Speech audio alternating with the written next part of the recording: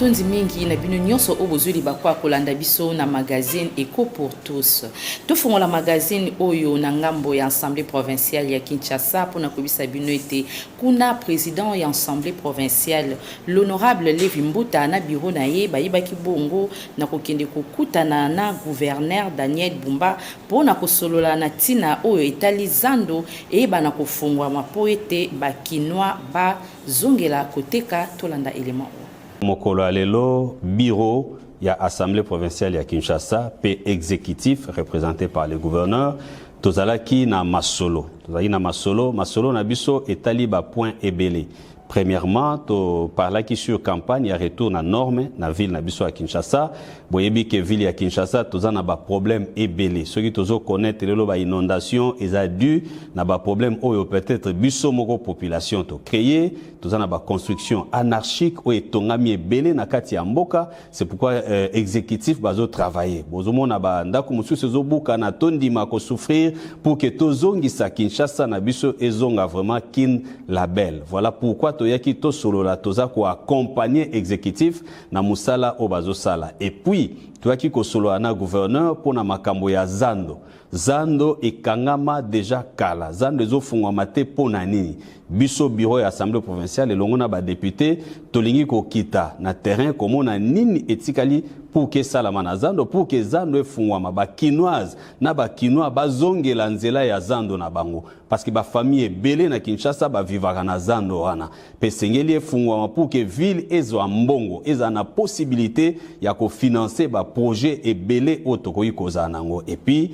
lokola bo constater harmonie entre deux institutions biso Assemblée provinciale ya Kinshasa pe exécutif toza vraiment en harmonie pe tozo travailler ensemble. Toyebi ke Kinshasa eza na ba problème ebele, tout est prioritaire na Kinshasa mais Kinshasa e ko changer kaka to lamuki na tongo bo échanger faut musala salamaka ko banda musala quelque part pe tozo kene malembe. C'est pourquoi tozo travailler na synergie, tozo travailler na harmonie pour que ba kinois ba mona ke to votaki ba député pe ba député ba votaki gouverneur bazo travailler vraiment pour na ko répondre na ba desiderata na biso. Voilà l'importance ya passage na biso lelo na bureau ya gouverneur.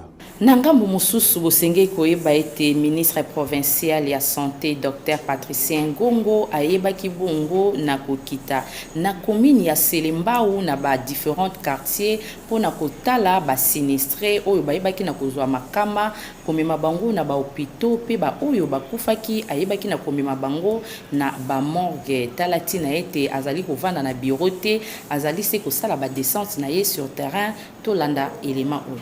Après la pluie diluvienne qui s'était abattue dans la nuit du jeudi 1er mai 2025, laissant derrière elle plusieurs quartiers de la capitale dans un état très désastreux, d'énormes dégâts ont été signalés depuis lors, causant ainsi de pertes en vies humaines. Aussitôt appris la nouvelle, le ministre provincial de la Santé, le Dr Patricien Ngongo, qui avait déjà fait précéder ses équipes sur terrain, s'est rendu lui-même dans les quartiers tels que Kindele, Eradi et les quartiers 5 dans les Kalouga, où les pertes en vies humaines ont été signalées. Notons que le corps de personnes décédées ont été acheminés directement vers les différentes morgues de Kinshasa et les blessés sont également pris en charge dans les différents hôpitaux de la ville de Kinshasa. Tokita na commune ya Lemba pona koyebisa bino ete kuna honorable Steve Mulumba ayebaki bongo na koparrainer agence culturelle pas comme les autres oyo ekambamaka epai ya mwana mboka Gesho Ingange oyo bayebaki bongo na ko organiser tournoi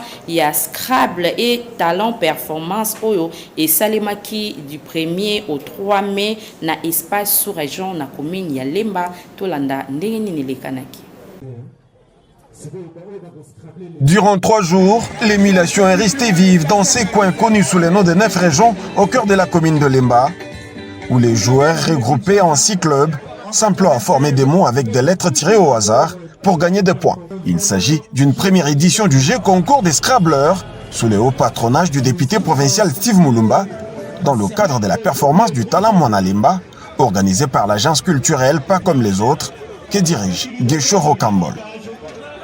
À l'occasion de la finale, l'ambiance est bon enfant en présence de quelques notabilités de la commune des intellectuels. C'est le club Apothéose qui sort vainqueur de cette première édition et empoche la cagnotte de 3 millions de francs congolais mise en jeu par Steve Mulumba. Nous avions promis que la cagnotte est de 3 millions de francs congolais. Félicitations champion. L'intelligence doit se valoriser. Il est vrai que les montants est minime par rapport à l'intelligence. Mais le peu de ce que nous pouvons faire, ce sont les champions qui ont gagné les encourager ceux qui sont aujourd'hui champions et aux autres de pouvoir donner le meilleur d'eux-mêmes pour que la prochaine édition, que ce soit votre tour. Une satisfaction pour les députés qui se félicitent d'avoir offert une action des valeurs à sa population. La commune de Lemba est une commune de valeurs. Et quoi de plus normal que de leur offrir d'abord en premier lieu la première des choses qui est celle de la valeur, c'est-à-dire le tournoi des Scrabble qui fait réfléchir. Et nous avons beaucoup d'actions que nous allons faire, notamment qui va retourner la commune de Lemba, sa plus belle robe, qui est connue comme une commune des intellectuels. Mais nous avions préféré commencer par celle-ci qui annonce déjà les couleurs. À noter qu'au premier jour de l'activité, l'on a noté la présence du gouverneur de province Daniel Bombalubaki. Le parrain de cette activité, le député Steve Mulumba, entend élargir ce jeu d'intelligence aux autres communes avec la 2e édition qui aura lieu au mois d'août prochain.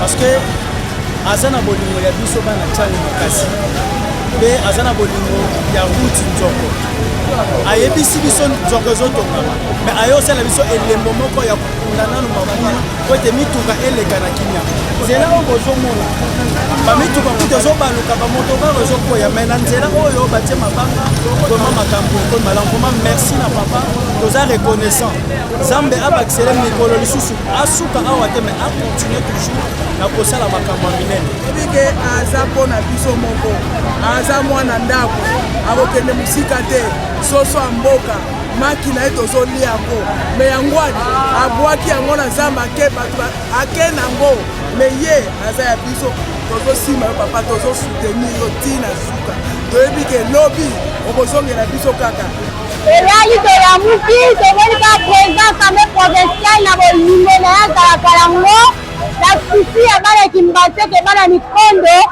alobi te tena mokonzi ya mboka fati beto azosala nzoko ngai te nabongisa nano esika na ngai oyo natanda mosala ebandi na nivo likolo ezokita nabongisa awa population na ngai etambola na kimia ti babuka yango biso bana ya mikondo bana ya nzoko bana ya kimbaseke topesi merci ebele na président assemblée provinciale levi mbuta sango pamba papa social na susi na ye wana antuka biso mpe tosimbi yo papa tolekufa makasi tozali na difficulté makasi bamoto konyokwama moyen de transport ezali pena mpasi yasermeza tomona misala na misu eza ya maloba te lisala pena merci papa aumela azala pena tosepeli na papa Levi Mbuta na eloko asali mpo na route ya nzoko moyen ya koleka ezalaki te soki mbula ebeti donc mituka moyen eleka eza te tozalaki na pénalisation ya makasi mais tosepeli na ye papa Levi Mbuta ya kosalela biso mosala mpe mosala ezomonana na misu. En tout cas, vraiment, papa, te seigneur, merci. Ça m'a vacciné. Il est belé, père, au salaire, il est belé pour nous prendre d'autres séquelles.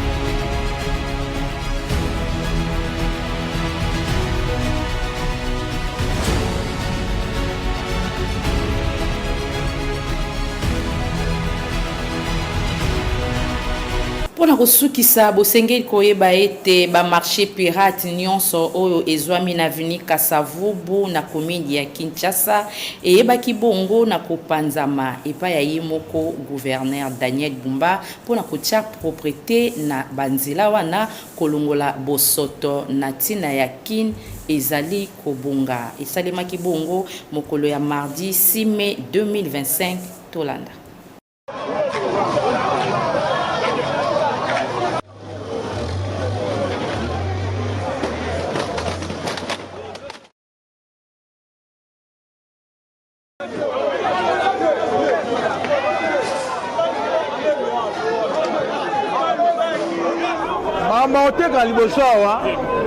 Il faut finir avec. Il ne faut plus permettre aux gens de faire des choses. Non, non, non. Balaba les a où ils étaient. Balaba là, ils ont où ils étaient. Donc si vous laissez les gens vendre devant chez vous, après c'est la responsabilité des ventures, les abîmes. Il faut être à la pompe.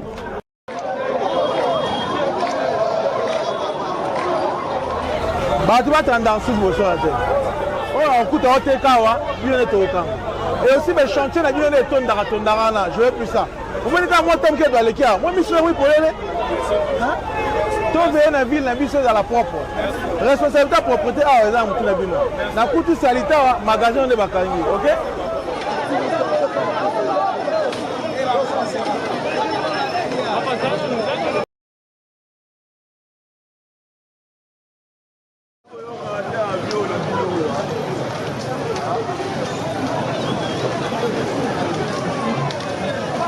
exécuter.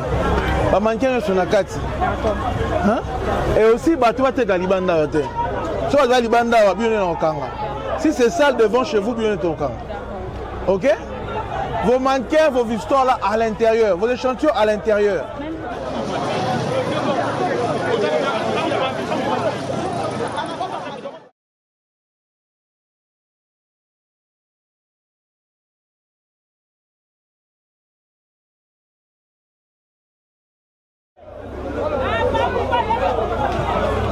Nani responsable là? C'est qui le responsable? Bonsoir. Moi, le bonsoir. Je dois te galiser sous terre. Je dois te galiser bonsoir. Je dois te galiser. Et aussi vos échantillons, ils ont un kati. Mais échantillons, dans la libanda, plus question. Donc, les bonsoirs, ils ont la propre. Ils ont des ventures, ils ont la responsabilité. Ceux qui n'ont pas de sanitaire, le magasin est un peu. OK?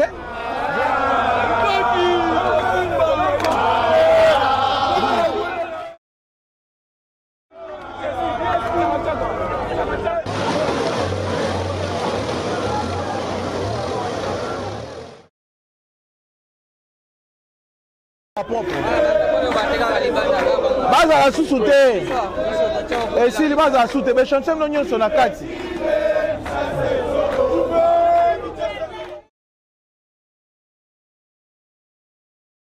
Vous avez la carte à balabala. Et dans le sens de Wenze et balabala te. Parce que qui va marcher de crise. Cabine est un marché de crise. Pour que nous ayons un marché de crise. Tout le monde est là-bas, on s'est mis ça là. Yo aussi aux autres dans balabala, c'est normal. C'est normal. Alors, c'est normal tout ça là pour la nuit. Pas si petit ne tout ça n'importe quoi. On est d'accord on a bien noté. Ta lanzelo, ta mambo ça là. Balabala les a wenzete. Balabala les a wenzete. Zande kangan pour ça musala zande. Pas marché de crise ezali, beaucoup te kuna boteka. Boza la cabine, boza ba wenzete sur crise. Allez là-bas. Le gouvernement a un moyen belé central pour ton avancelo. Si vous avez besoin de vous êtes calicolo nango. Si vous êtes calicolo nango. Na vous avez ça musa nango te. Ta la foulo. Si vous avez été foulo ngé ça te. Vous évacuez la saleté. Les travaux évoluent comment? Cette partie c'est presque à la cette semaine on termine cette partie entre commerce jusqu'à Wakading. Commerce à Wakading. Finissez cette semaine.